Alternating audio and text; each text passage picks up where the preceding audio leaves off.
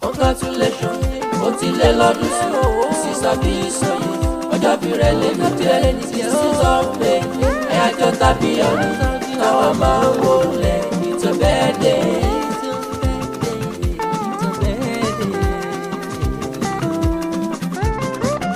Mrs. Abisoye táwa mo kí ọkà bọ̀ sọdún tuntun rẹ̀. Àlọ́jáyọ̀ rẹ̀ lè ní jẹ́ owó ọjọ́ bí rẹ̀ lè ní jẹ́ happy birthday to aláyé rẹ̀. Kò bá lọ́gbẹ̀ wò rárá. Ọ̀rẹ́ tọ́pẹ́ lónìí fọpẹ́ fẹ́ẹ́ lùmọ̀ ètò mú wọlé lọ́dún sí i. Àyájọ́ ọjọ́ bí rẹ̀ gan lè ní jẹ́. Àní ọjọ́ ayọ̀ rẹ̀ lè ní jẹ́ ó ta wá. Ìdùnnú ṣubú láyọ̀ ilé lọ́jọ́ ìbí rẹ̀ ló ṣàlẹ̀ ní jẹ́.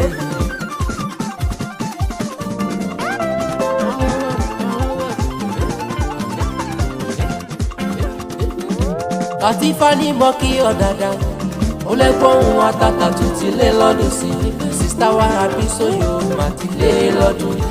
Happy birthday to you aláyé ẹ bá mi kí dá. Congratulations ó ti lé lọ́dún sí i.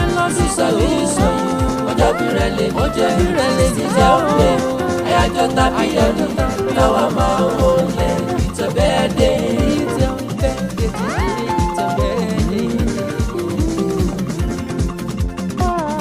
Wà á túbọ̀ ṣọ̀pọ̀ ọdún láyé o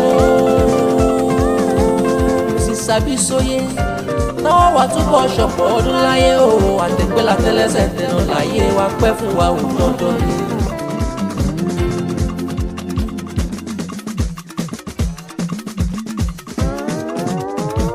Àyàwó ní Ìkirè mò ń ké sí táwa àyàwó ní Ìkirè rèé o ẹ bá mi kọ́ lọ́jọ́ bí òní gbogbo dáadáa.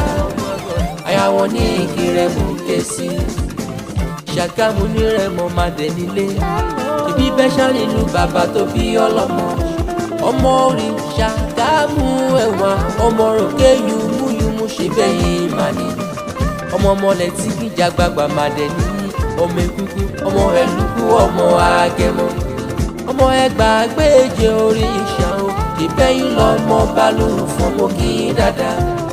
Ilẹ̀ tí náwó dọ́là kan ìbò tó dé ìbò wá dé tán ló wá dowó tẹrú tọmọ. Mrs. Abisoye congratulations ó ti lé lọ́dún sí i. Mrs. Abisoye ọjọ́ bí rẹ̀ lè ní jẹ́ 16th of May ẹ̀yájọ́ tàbí ọ̀nì táwa máa ń wọlé ìtọ́ bẹ́ẹ̀ dé.